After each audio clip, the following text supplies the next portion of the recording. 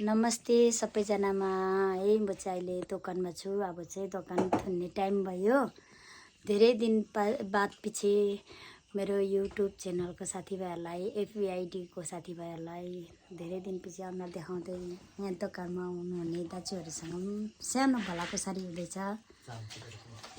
कहाँबाट आउनुभएको दाजु तपाईँ? कामबाट? कहाँ लाग्दै हुनुहुन्छ अहिले? ए हट हाउस। हामी गाउँ बस्तीमा यस्तै त हुनुपर्छ है काम। अब काम गर्नु लाज मान्नु हुँदैन है। मागेर खानु पो लाज हुन्छ त हैन। मागेर खानु चोरेर खानु लाज हुन्छ। आफ्नो इमानदार सच्चा काम गरेर खानु हामीलाई के को लाज हैन। हामी गाउँ बस्तीमा हामी प्रपरली भिलेज लाइफ हो। अन्त बिहान कति बजी जानुभएको र ढिलो आउनुभएको कामबाट अहिले चाहिँ? म हैन अलिकति काम थियो हैन। हजुर। त्यहाँ बेलुका ओटी पनि काम गर्छु हैन। ए हजुर। ए आफू मिस्त्री बाबु पर्यो। हजुर गर्नुपर्छ नि सबै कुरो गाउँ बस्तीमा बसेपछि हैन।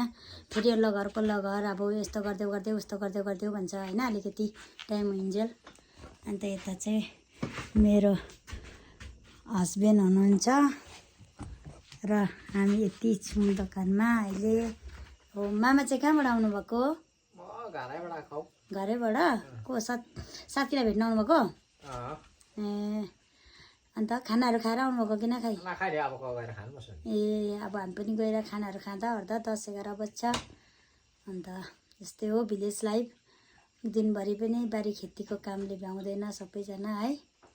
यस्तै हो गाउँले दोकान चाहिँ ढिलो ढिलो बन्द हुन्छ। हुन्छ ल सबैलाई शुभरात्रि है। फेरि भोलि भेटौँला। ल ल बाई बाई।